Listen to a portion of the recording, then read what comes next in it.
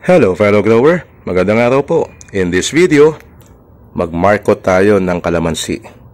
Yung markot, tinatawag din yan na air layering ng mga growers ngayon. So, ang unang rule natin sa magmamarkot tayo ng kahit na anong sanga ng ating tanim, dapat po yan ay namumunga na.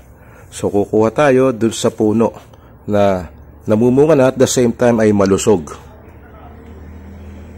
So ito namang kalamansi ko dito, matagal na rin namumunga ito dito sa container. At ngayon ay share ko sa iyo kung paano mag-propagate nito by way of marketing or air layering. Alright. Pipili tayo ng sanga na medyo magulang na. Yan, kagaya niyan. Pwede yan naka-horizontal na ganyan, pwede rin yung naka-vertical. Ang unang rule, dapat matured yung ating sanga na imamarkot. Gaya nito, kulay brown na siya. So, tanggalin natin lahat na makakaabala sa kanya. And then, balatan natin.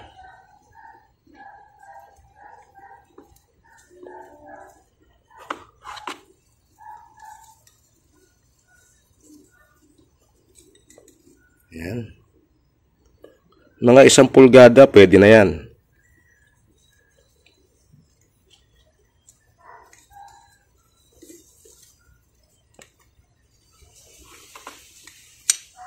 Alright.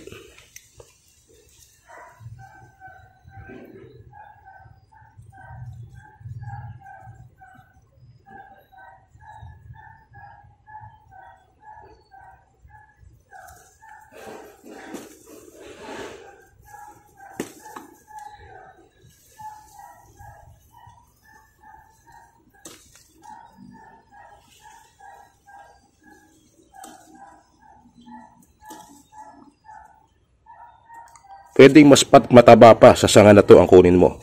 Basta ang rule lang naman natin, dapat yan ay magulang na.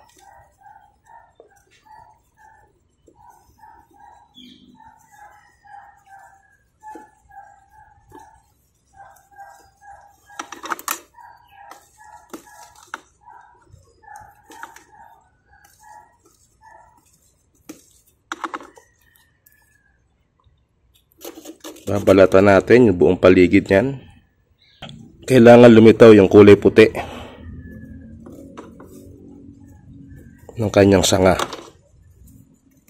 Then basahin natin ng konti. Ngayon, kailangan natin siyang balutan.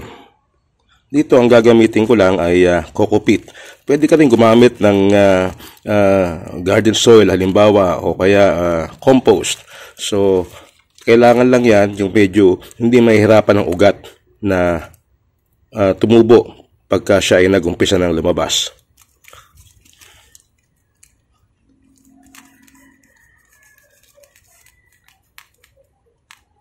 So, yung ating gagamitin na medium, dapat yan ay moist na siya, basa na. Importante yung basa. So, isaklob lang natin siyang ganyan. Yan. And then, talian natin.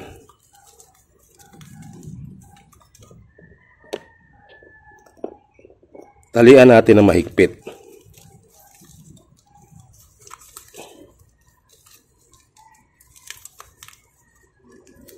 Yan.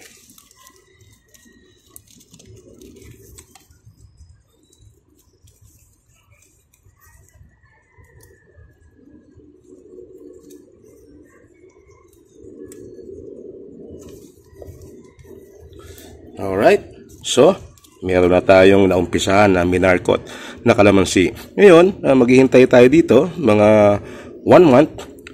Hintayin natin na magkaroon ng ugat. At pag nagkaroon ng ugat, halos napupuno niya na to o lumalabas na sa plastic yung ugat, pwede na natin putulin yan at itanim. Actually, hindi ito yung first time na gumawa ako nito.